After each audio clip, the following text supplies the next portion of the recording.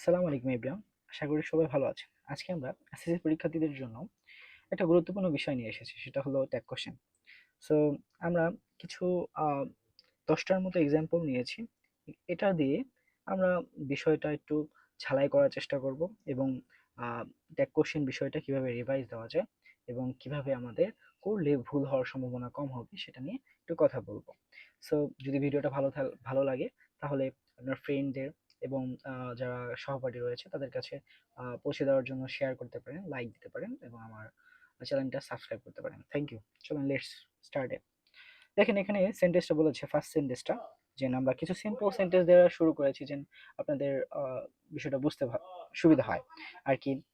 Tag question দুই ধরনের হয়ে থাকে বেসিক্যালি। একটা হলো হ্যাবোধক বাক্য থাকলে ওইটাকে নাবোধক করতে হয় ট্যাগ। আর যদি নাবোধক আহ, বাক্য থাকে তাহলে হ্যাবোধক ট্যাগ করতে হয়, যেটাকে বলি আমরা বাংলায় বলি, বাংলায় যখন হ্যাবোধক নাবোধক বলি, ইংলিশে বলি আমরা অ্যাফার্মেটিভ নেগেটিভ। সো দেখেন সেন্টেন্সটা যদি আমাদের অ্যাফার্মেটিভ হয় মানে হ্যাবোধক হ্যাবোধক হয় তাহলে ট্যাগটা করতে হয় নেগেটিভ।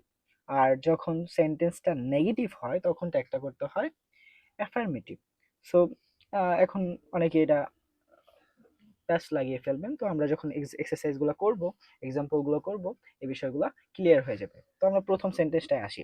সো আমাদের কিছু জিনিস মনে রাখতে হবে, কিছু ভার্ব আছে। তো ভার্ব গুলো আমরা একটু লিস্টিং করি। যেমন যে ভার্ব গুলো রয়েছে একটু মনে রাখবো যে এই ভার্ব গুলো থাকলে ওই ভার্ব গুলো দিয়ে আমরা ট্যাগ কোশ্চেনটা করে ফেলবো। সো এই বাক্যের ভিতরে দেখেন এখানে ভার্ব রয়েছে ইজ। যেমন আমরা কিছু ভার্বের কথা বলতেছি, এম ইজ আর। আচ্ছা এই বিষয়ে আমি একটু লিখি তাহলে মনে হয় ভালো হবে আপনাদের জন্য। সো ভার্বের যে লিস্টিং গুলা একটু দেখেন। সো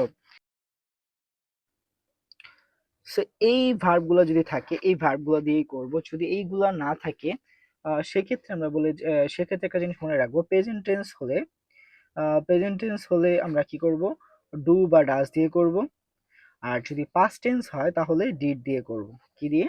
ডিড দিয়ে। সো লেটস এটার ভিতরে চলে যাই। দেখেন এই সেন্টেন্সটার ভিতরে দেখেন ওই পাশে আমরা লিখেছি am is are was were have has had. So এই যে ভার্বগুলো ওই ভার্বগুলো আমাদের রয়েছে। সো এই ভার্বগুলো আমরা এখানে বসাবো। সো যেটা রয়েছে একটা জিনিস মনে রাখবো, যে ভার্বটা থাকবে আমরা বলেছি যদি সেন্টেন্সটা দেখেন কোনো নাবোধক ওয়ার্ড আছে, এখন আমরা কিছু নাবোধক ওয়ার্ডের লিস্ট দেখি। এইগুলো হলো নেগেটিভ, এগুলো থাকলে ওই ট্যাগটা পজিটিভ হবে। কি হবে? পজিটিভ মানে হলো যেমন আমরা ভার্বের সাথে এই অ্যান্টি ব্যবহার করি, এখানে ওটা বাদ দিয়ে আমরা শর্ট ফর্ম এটা যোগ করি। সো এইটা আমরা বেসিক্যালি করব না কখন, যখন এই নেগেটিভ ওয়ার্ডগুলো থাকবে না। ঠিক আছে? অর্থাৎ থাকবে তখন আমরা এইগুলা ইউজ করব না। সো আমরা সেন্টেন্সটা শুরু করা যাক। তো আবার আমরা এই এক্সাম্পল গুলাই চলে আসলাম। সো দেখেন এখানে কি রয়েছে, ইজ। এখানে কোনো নেগেটিভ ওয়ার্ড নেই। মানে নেগেটিভ ওয়ার্ড বলতে যে দেখেন not, no, non, never, neither, hardly, scarcely, barely, rarely, seldom, little, few, once in a blue moon. এই ওয়ার্ডগুলো থাকলে আমরা এটাকে বলি নেগেটিভ ওয়ার্ডে বাক্যে আছে আর কি। সেগুলো নাই যেহেতু আমরা এখানে ইজিলি ইজেন্ট মানে এটার সাথে নট যোগ করব এবং সাবজেক্ট কি আছে, ইট। ইট বসালাম। দ্বিতীয় বাক্যটা এটার ভিতরে দেখেন নট আছে। সো এই দ্বিতীয় বাক্যতে নট থাকার কারণে আমরা এখানে আর নটটা ইউজ করব না। জাস্ট যে এই যে আমাদের ভার্বেল লিস্টে এম ইজ আর, যেহেতু এম আছে তাহলে এম গুলো আমরা ইউজ করব। এম আই, সাবজেক্ট আছে আই। সেকেন্ড সেন্টেন্সটা এখানে আমাদের দেখেন, আমরা এই সেন্টেন্সটার ভিতরে দেখেন আমাদের একটা জিনিস মনে রাখতে হবে, যদি ভার্ব সাবজেক্ট যদি থার্ড পারসন সিঙ্গুলার হয় ভার্বের শেষে অ্যাজ বা ইএস যোগ হবে। কি হবে? অ্যাজ বা ইএস।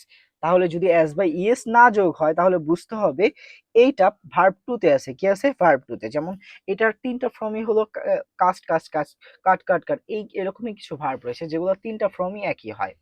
সো এই সেন্টেন্সটা যদি আমরা দেখি, এটা যদি ভার্ব টু তে ব্যবহার করি, সো ভার্ব টু তে আছে কি? ডিড। এখন দেখেন একটা জিনিস আমাকে মনে করিয়ে দিই, আমরা কিছু নেগেটিভ ওয়ার্ড বলেছি যেমন hardly, scarcely, barely, rarely, seldom, little, few, once in a blue moon. এখানে আমরা একটা ওয়ার্ড পেয়েছি কি? হার্ডলি। এই হার্ডলি ওয়ার্ডটা এখানে রয়েছে। সো এটা থাকার কারণে এখানে ডিডেন হবে না। কি হবে না? ডিডেন হবে না। তাহলে কি হবে? ডিড হি হবে। Are you understand? এখানে আরেকটা কিছু এখন আমরা একটা জিনিস দেখবো, সেটা হচ্ছে খুবই গুরুত্বপূর্ণ বিষয়, সাবজেক্টের বিষয়টা দেখব। তো সাবজেক্টের বিষয়টার জন্য আমরা এখানে একটা সাবজেক্ট লিখলাম। কি লিখলাম? সাবজেক্ট। সো সাবজেক্টের কিছু বিষয় আমরা নিয়ে আলোচনা করব। দেখেন সাবজেক্ট কি দেখেন, যদি সাবজেক্ট আমরা দেখি, আমরা যে ট্যাগ কোশ্চেনের ক্ষেত্রে মানে সাবজেক্ট বলতে আমরা প্রোনাউন সাবজেক্ট হিসেবে ব্যবহার করি। যেমন আমরা ছেলের ক্ষেত্রে হি ব্যবহার করি, ছেলে বুঝালে যেমন হি ব্যবহার করি। মেয়ে বুঝালে আহ, মেয়ে বুঝালে আমরা ব্যবহার করি শি। তারপর বস্তু বুঝালে বস্তু বা মানে শিশু জাতীয়, অবুঝ জাতীয় কোনো কিছু বা অনুভূতি জাতীয় বুঝালে ইট বসাই। আর একের অধিক একাধিক কোনো কিছু বুঝালে একাধিক, তখন আমরা এটার ক্ষেত্রে দে ব্যবহার করি। ঠিক আছে, এখন দেখেন আহ, এর বাইরে অনেক কিছু রয়েছে, যেমন আমরা যদি এভরি, হ্যাঁ, এভরি, নো, এনি, সাম। সো এই কয়টা ওয়ার্ড, সো এই কয়টার ক্ষেত্রে বেসিক্যালি এটার পরে যদি কি থাকে, বডি থাকে, বডি বা ওয়ান, যেমন এভরি বডি, এভরি ওয়ান যদি থাকে তখন সাবজেক্ট দে হয়, কি হয়, সাবজেক্ট দে। কিন্তু এগুলার পরে যদি কি থাকে, থিং থাকে, কি থাকে, THING, থিং, নাথিং, সামথিং, তো তখন ক্ষেত্রে কি হয়, ইট ব্যবহার করতে হয়। কি ব্যবহার করতে হয়, ইট। এখন একটা জিনিস মনে করেন, এই দে হিসাবে আমরা আরো কিছু ব্যবহার করতে পারি, যেমন অল থাকলেও আমরা দে ব্যবহার করি। তারপর পিপল থাকলেও আমরা সাবজেক্ট, যদি পিপল থাকে তখন দে ব্যবহার করি। যখন নন থাকে তখনও আমরা দে ব্যবহার করি, নাইদার থাকে তখনও আমরা দে ব্যবহার করে থাকি। আরেকটা জিনিস মনে রাখবেন, কিছু আছে যেমন দা দা পায়াস, দা রিচ, এগুলো বুঝালে মানে এগুলো দ্বারা বোঝাচ্ছে ধার্মিকরা, তারপর হচ্ছে গিয়া ধনীরা, গরিবরা, তখন ক্ষেত্রেও দে বসে। সো এই জিনিসটা একটু মনে রাখবেন। এখন আরেকটা কিছু আছে সাবজেক্টের সাথে ভার্বের কিছু এগ্রিমেন্টটা একটু দেখি। যেমন যদি third person singular he, she, it হয়, যখন তখন ডু ডাজের ক্ষেত্রে সর্বদা ডাজ নেয় হি, কাকে নেয়, ডাজ। আবার দেখেন দে, উই, তারপর ইউ এর ক্ষেত্রে এবং আই এর ক্ষেত্রে দেখেন, আইটা একটু এখানে রেখে নিচে লিখি। সো এটার ক্ষেত্রে কি ব্যবহার করা হয়, ডু ব্যবহার করা হয়, ডু ডাজ এর ভিতর, প্রেজেন্ট টেন্সের ক্ষেত্রে। পাস্ট টেন্সের ক্ষেত্রে ডিড সব জায়গায় প্রযোজ্য হয়। দেখেন এম ইজ আর এর ভিতরে হি সি এর সাথে কি বসে, ইজ বসে। আবার দে উই ইউ এর সাথে কি বসে, আপনার আর বসে। কিন্তু আই এর সাথে কি বসে, এম বসে, আর এখানে ডু বসে। ঠিক আছে, তারপর এখানে বসে ওয়াজ, এখানে বসে কি, ওয়ার। সো এখানে বসে আপনার ওয়াজ, আই ওয়াজ। আচ্ছা, হ্যাভ হ্যাজ এর ক্ষেত্রে বসে হ্যাজ বসে, আর এখানে বসে হ্যাভ, হ্যাভ। সো এই জিনিসগুলো একটু মনে রাখার চেষ্টা করবেন। কি বলেছি আমরা, যে যদি হি সি ইট থাকে, কি থাকে, হি সি ইট, তখন ডাজ, ইজ, ওয়াজ, হ্যাজ। আর দে উই ইউ থাকলে ডু, আর ওয়ার, হ্যাভ। আর যদি এম থাকে, ডু, এম, ওয়াজ, হ্যাভ। কি জন্য বলেছি, এই সিকোয়েন্সটা আমাদের খুবই গুরুত্বপূর্ণ লাগবে যখন আমরা সেন্টেন্সটা ভালোভাবে দেখব। দেখেন আমরা এখন এক্সারসাইজে চলে যাই। এই ছিল আমাদের টুকিটাকি বিষয় ছিল। আমরা এখন দেখি এক্সারসাইজ গুলো কিভাবে করা যায়। সো দেখেন, তো আমাদের দ্বিতীয় সেন্টেন্সটা গেল। তো এখানের ভিতরে আমরা বলেছি যদি থার্ড পারসন সিঙ্গুলার হতো তাহলে ভার্বের সাথে অ্যাজ বা ইয়ে যোগ হতো, তাহলে আমরা বুঝতেছি এটা প্রেজেন্ট টেন্সে নাই, এটা পাস্টে আছে, তাহলে ডিড। আর সাবজেক্ট কি ছিল, হি। এখন সো 4 নাম্বারটায় আমরা আসছি। সো 4 নাম্বারটা হলো এভরিবডি হেটস দ্যাম। তো এখানে দেখেন বিষয়টা হলো এভরিবডি বা আমরা বলেছি everybody, everybody, everyone, anybody, anyone, nobody, no one, anybody, anyone, somebody, someone। So এইগুলো থাকলে সাবজেক্ট কি হবে, দে। যদিও সাবজেক্টটা প্লুরাল থাকলেও এখানে ভার্বটা হয় কি, সিঙ্গুলার। সো সিঙ্গুলার সিঙ্গুলার হয়। সো এটা আমরা কোন সেন্টেন্সে আমরা জানি, এটা সরি, এটা কোন টেন্সের ক্ষেত্রে, এটা প্রেজেন্ট টেন্সের ক্ষেত্রে হয়ে থাকে। তো প্রেজেন্ট টেন্সের ক্ষেত্রে যদি এটা হয়ে থাকে তাহলে দেখেন, সো আমরা এখানে একটা জিনিস বলি। সো দেখেন এই সেন্টেন্সের 4 নাম্বার সেন্টেন্সটা কি ছিল, এভরিবডি হেটস দ্যাম। সো এখানে আমরা একটা জিনিস মনে রাখবো, যদি কি থাকে, everybody, everyone, nobody, no one, anybody, anyone, somebody, someone, এগুলো থাকলে সাবজেক্ট কি হয়, দে হয়।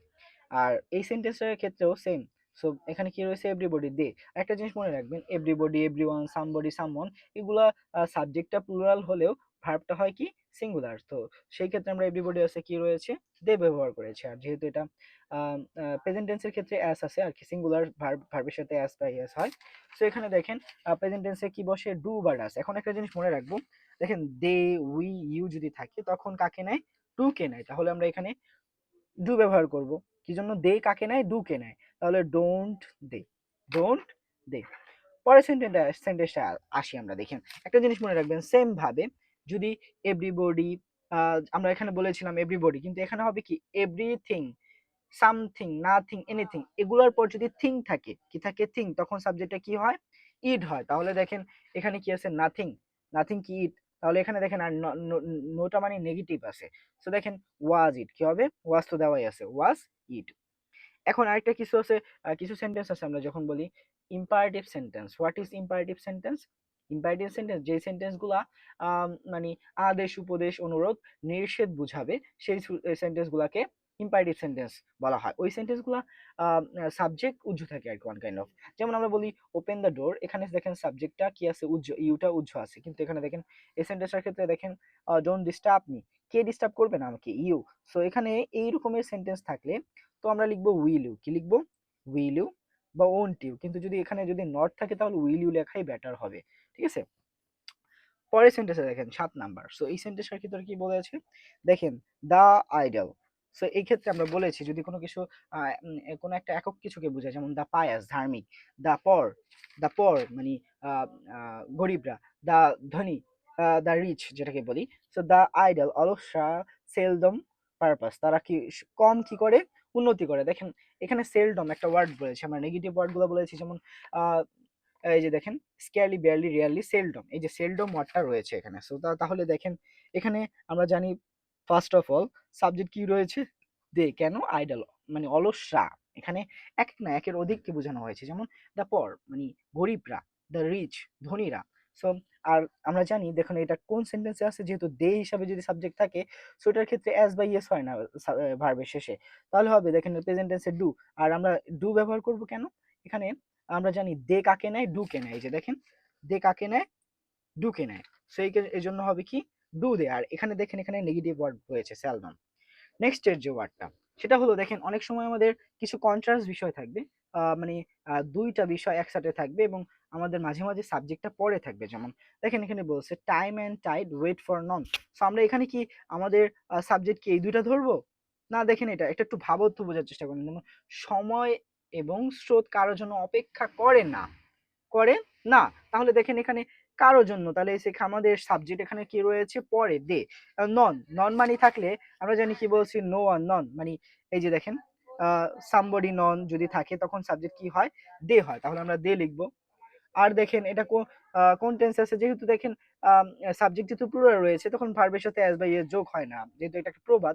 সো আমরা লিখবো ডু দে, কি লিখবো ডু দে। কি জন্য দে প্রেজেন্ট টেন্সের ক্ষেত্রে ডু বা ডাস বসে, কিন্তু দে কাকে নেয় ডু কে নেয়। সো আমরা বলতেছিলাম আমরা 9 নাম্বারটা একটু দেখি। আহ, তো আমরা এখন 9 নাম্বারটা দেখি।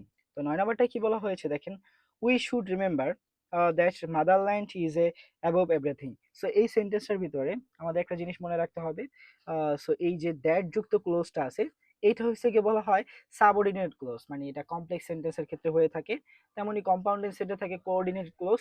সো ওই ক্লোজটাকে আমরা বাদ দিয়ে প্রথম অংশটাকে আমরা করব। সো প্রথম অংশটা কি আছে সাবজেক্ট এই যে ভার্ব, তাহলে এখানে ভার্ব তো দেওয়া হয়েছে, তাহলে এখানে করব কি শুডেন্ট, যেহেতু এখানে নেগেটিভ কোনো ওয়ার্ড নেই তাহলে শুডেন্ট উই আছে উই। আচ্ছা একটা জিনিস মনে রাখবেন পরের যে সেন্টেন্সটা সেটা হলো এক্সক্লেমেটরি সেন্টেন্স। এক্সক্লেমেটরি সেন্টেন্স মানে কি, যেটাকে বলা হয় আশ্চর্যময় সেন্টেন্স বা আবেগসূচক বা বিস্ময় সূচক যে বাক্যগুলা। সেই বাক্যগুলা কি থাকে লাস্টে সাবজেক্ট ভার্ব থাকে, এর আগেই সাবজেক্ট থাকে। তাহলে এখানে বার্ট, বার্ট কি, বার্টটা হলো সাবজেক্ট আর ভার্ব কি ইজ, তাহলে ইজ ইজেন্ট, যেহেতু এখানে নেগেটিভ কোনো ওয়ার্ড নেই ইজেন্ট। আর বার্ট কি একটা একটা আমরা যেটাকে বলি অবুঝ প্রাণী, এটাকে ইট দ্বারা রিপ্লেস করি। সো এই ছিল আজকের মতো, তাহলে নেক্সট ক্লাসে দেখা হবে। সবাই ভালো থাকবেন, সুস্থ থাকবেন। আসসালামু আলাইকুম।